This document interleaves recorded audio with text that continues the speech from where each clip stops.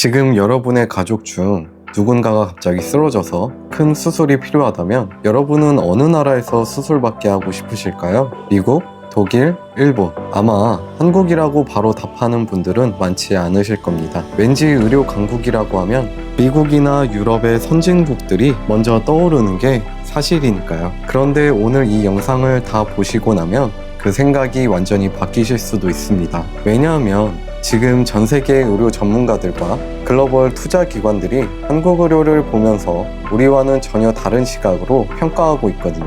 오늘은 우리나라의 의료 시스템이 미국, 일본, 독일을 제치고 어떻게 세계 종합 1, 2위를 다투고 있는지, 2024년에 충격적인 위기에서 시작해서 현재 한국 의료가 전 세계에서 어떤 위치에 있는지 그 이야기를 해보려 합니다. 지금부터 숫자와 데이터로 차근차근 풀어보겠습니다. 이야기는 2024년 2월로 거슬러 올라가는데요. 정부가 2025학년도부터 의대 정원을 2,000명 늘리겠다라며 발표했습니다. 그 당시 이게 왜 그렇게 난리였냐면요. 한국 의대 정원은 무려 수십 년째 단 한 명도 늘지 않고 3,058명으로 꽁꽁 묶여 있었습니다. 역대 어떤 정부도 건드리지 않았던 그 숫자를 건드린 거죠. 정부의 논리는 명확했는데요. 지방에 의사 부족이 한계에 달했고 빠르게 진행되는 고령화 문제를 생각하면 더 이상 미룰 수 없다는 거였어요. 반면 의사들 입장에선 공급이 늘면 경쟁이 심화되고 수십 년간 쌓아온 직업적 가치가 희석된다는 반발이었고요. 서로 한치도 물러설 생각이 없었습니다. 그리고 그 팽팽한 긴장은 결국 2월 20일 폭발하고 맙니다. 전공의와 인턴들이 집단으로 사직서를 내고 병원을 이탈하기 시작한 거예요. 서울 빅5 병원 수술실이 하나둘 멈췄습니다. 수술 예약은 수개월씩 밀리고 응급 환자들이 갈 병원을 찾지 못하는 상황이 벌어지기 시작했죠. 결국 정부는 보건의료 위기 단계를 최고 수위인 심각으로 격상하고 비상진료 체계를 가동했습니다. 그런데 바로 여기서 반전이 시작되는데요. 의료 공백이 심각해지자 정부는 수년째 꽁꽁 묶여 있었던 규제를 하나씩 풀기 시작했어요. 그 첫 번째가 비대면 진료의 전면 허용이었습니다. 대면 진료를 대체할 수 없다. 사고 책임 소재가 불분명하다는 이유로 수년째 제자리 걸음이었는데 위기가 닥치니까 단 한 달 만에 전면 허용됐죠. 위기가 열지 못했던 문을 연 거예요. 같은 시기 PA 간호사라 불리는 숙련된 간호사가 의사 업무 일부를 수행할 수 있도록 법적 가이드라인도 정비됐는데요. 빠진 전공의 자리를 메우기 위한 조치였지만 결과적으로는 의료 인력 운용 방식 자체를 유연하게 만든 변화였습니다. 그 다음으로 약에 대한 장벽도 낮아졌는데요. 그해 8월 위험 분담제 적용 대상이 대폭 확대되었습니다. 위험 분담제란 효과가 100% 검증되지 않은 신약이라도 일단 보험을 적용해주고 나중에 효과가 없으면 제약사가 일부를 환불해주는 방식인 거예요. 쉽게 말해 먼저 써보고 효과가 없으면 환불해드립니다 같은 구조인데 덕분에 비싼 항암제나 희귀질환 치료제에 접근하기 훨씬 쉬워진 거예요. 이렇게 크고 작은 변화들이 쌓이는 동안 의료계와 정부의 대치는 1년이 넘게 이어졌습니다. 그리고 2025년 4월 마침내 정부가 한 발 물러섰는데요. 2026학년도 의대 정원을 원래 수준인 3,058명으로 동결하겠다고 발표한 거죠. 갈등이 일단락되면서 의료 현장이 서서히 정상화 궤도에 들어서기 시작했습니다. 그리고 그 안정된 토대 위에서 기술은 더 빠르게 치고 나가게 되는 계기가 되었는데요. 같은 해 5월 서울대병원은 최신 로봇 수술 시스템을 도입했고 아산병원은 대장암 로봇 수술을 3,000차례 돌파하며 로봇 수술의 대중화를 선언했습니다. 이에 따라 제도도 같이 따라갔는데요. 2026년 1월 혁신의료기기의 시장 진입 기간이 기존 최대 490일에서 단 80에서 140일로 단축되는 통합심사 제도가 본격 시행된 겁니다. 신기술이 나와도 환자한테 닿기까지 너무 오래 걸린다는 비판이 있었는데 1년 4개월 걸리던 것이 이제 3개월에서 5개월로 줄어든 거예요. 기술이 빨라졌고 제도가 그 속도를 따라잡았습니다. 그리고 그 결실은 데이터로 증명됐는데요. 2026년 2월 서울 성모병원 연구팀이 한국의 생체 간 이식 생존율이 미국을 압도한다며 국제학술지의 결과를 발표합니다. 2024년 위기로 시작된 2년의 여정, 그 끝에 남은 건 무너진 시스템이 아니라 한 단계 진화한 한국 의료였습니다. 자, 이제 진짜 데이터 싸움인데요. 한국 의료가 글로벌 최상위권에 올라선 이유는 딱 세 가지로 압축할 수 있습니다. 기술력, 비용 효율성, 그리고 접근성입니다. 이 세 가지가 따로 놀지 않고 하나의 시스템으로 맞물려 돌아가기 때문에 강한 건데요. 첫 번째 무기는 생존율로 증명하는 기술력입니다. 기술력 얘기가 나오면 보통 장비가 얼마나 좋냐, MRI가 몇 대냐, 이런 걸 떠올리기 쉬운데요. 근데 진짜 기술력은 결국 환자를 살려내는 비율, 즉 생존율로 증명되는 거죠. 그 관점에서 가장 드라마틱한 데이터가 생체 간 이식이에요. 간이 완전히 망가지면 다른 사람의 간을 이식받아야 살 수 있는데요. 보통은 뇌사자 기증을 기다리는데 한국은 뇌사 기증 문화가 활발하지 않다 보니 살아있는 가족이 간의 일부를 떼어주는 생체 간 이식 기술을 세계 최고 수준으로 발전시켜 왔습니다. 지금 한국에서 이루어지는 전체 간 이식의 80.8%가 생체 간 이식이에요. 그 결과가 2026년 대규모 국가 코호트 비교 연구에서 확인됩니다. 한국의 생체 간 이식 1년 생존율은 95.2%, 5년 생존율은 88.7%입니다. 반면 미국의 5년 사망률은 15.4%예요. 뒤집어서 계산하면 미국은 수술 후 5년 안에 7명 중 1명이 사망한다는 얘기인데요. 한국은 그보다 유의미하게 낮은 수준입니다. 아산병원, 서울대병원 같은 주요 이식센터의 수술 성공률은 97%에서 100%에 달하고 이는 미국과 독일의 평균 성공률 85%를 크게 웃도는 겁니다. 암 치료도 마찬가지인데요. 위암 5년 생존율은 한국이 68.9%로 세계 1위, 일본이 60.3%로 2위입니다. 나머지 나라들은 비교 대상이 아닐 정도로 격차가 아주 큽니다. 이런 임상 성과가 가능한 데에는 디지털 기술의 역할이 큰데요. 2025년 기준 한국 의사 47.7%가 실제 임상에서 AI를 활용하고 있고 CT나 MRI 판독 같은 영상의학 분야에서는 AI 도입률이 무려 83.3%에 달합니다. 의사가 판독하는 옆에서 AI도 동시에 들여다보는 구조, 의사가 놓친 아주 작은 이상도 AI가 잡아내고 있습니다. 이 AI 시스템이 제대로 돌아가려면 그 밑에 탄탄한 디지털 인프라가 필요한데요.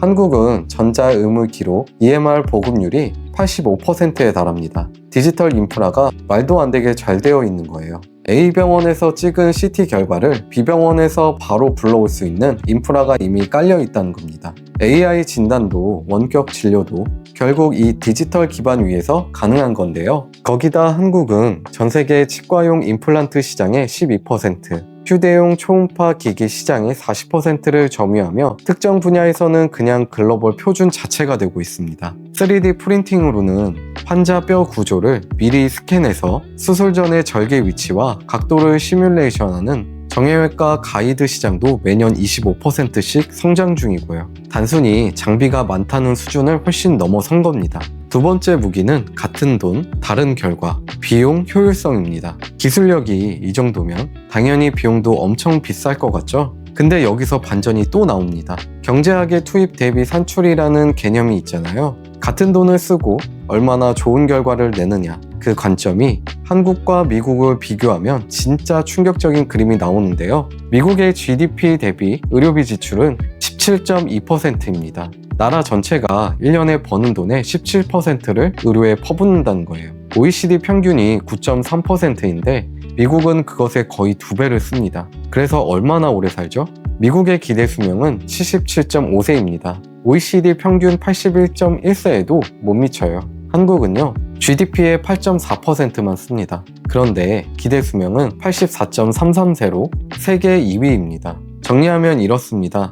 미국은 한국보다 2배 넘게 쓰고도 7년이나 더 수명이 짧은 거죠. 게다가 수술비 비교를 해보면 정말 놀라운데요.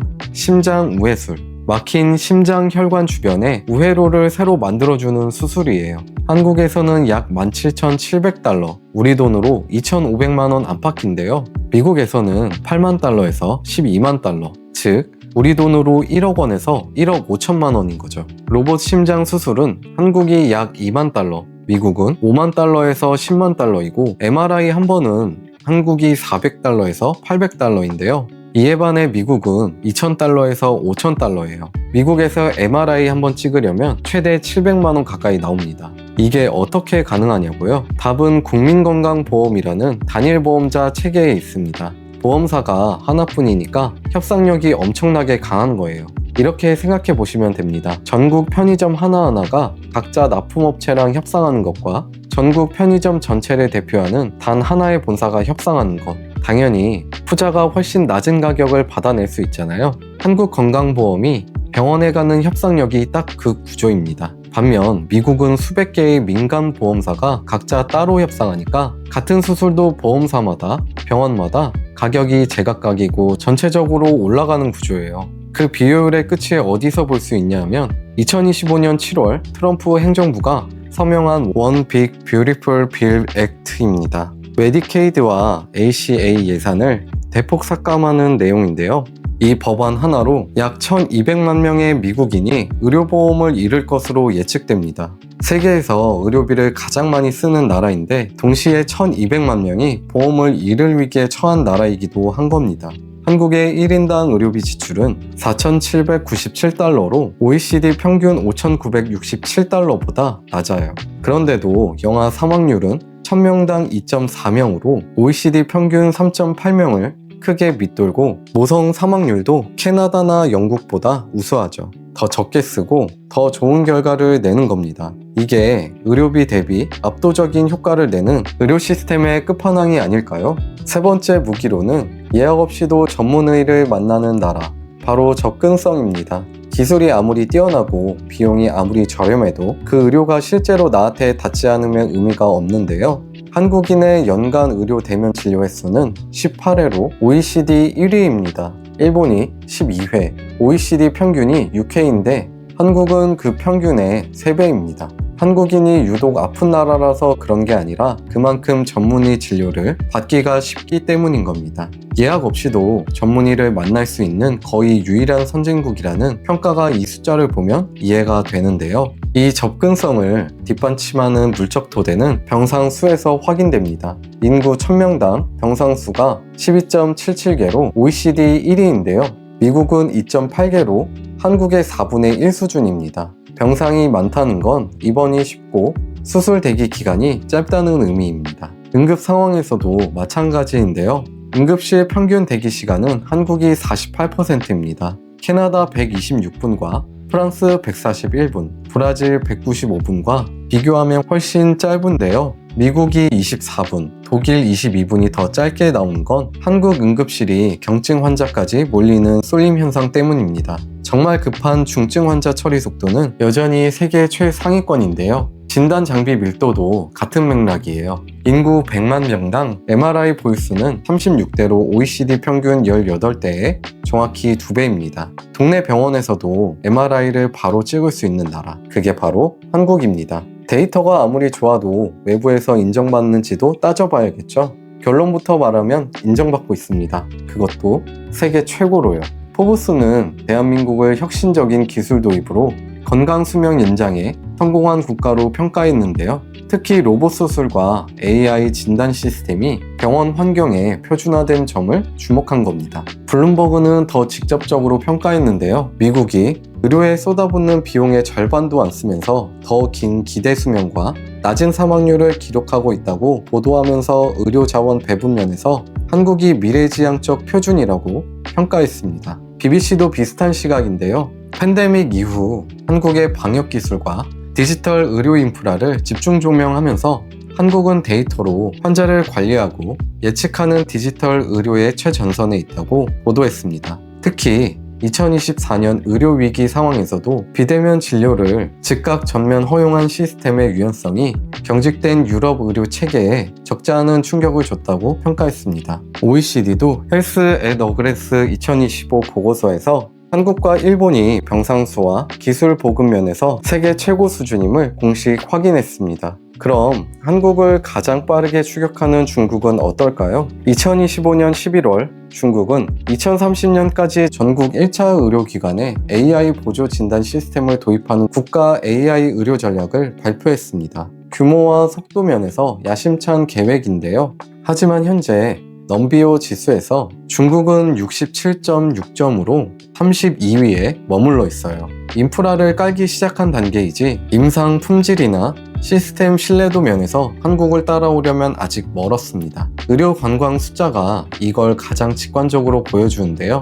2024년 기준 117만 명 이상의 외국인 환자가 한국을 찾았습니다. 단순히 성형이나 피부 관리가 아닌데요. 미국, 중국, 중동에서 온 암 환자, 장기 이식 환자들이 상당수입니다. 돈과 선택지가 있는 사람들이 자국을 두고 한국을 택한다는 것, 어떤 수치보다 강력한 증거겠죠? 자, 정리해보겠습니다. 2024년 한국 의료는 위기였습니다. 전공의가 떠나고 수술실이 멈추고 국민들은 불안했습니다. 그런데 그 위기 속에서 비대면 진료 전면 허용, 의약품 접근성 확대, 의료기기 신속 심사 제도라는 변화들이 터져 나오면서 시스템이 오히려 한 단계 진화했습니다. 2026년 현재 한국 의료의 성적표는 이런데요. 세계에서 두 번째로 오래 사는 나라, 위암 생존율 세계 1위, 생체 간이식 5년 생존율 세계 최고 수준, 의료비 가성비 세계 최상위권, 연간 의사 방문 횟수 OECD 1위.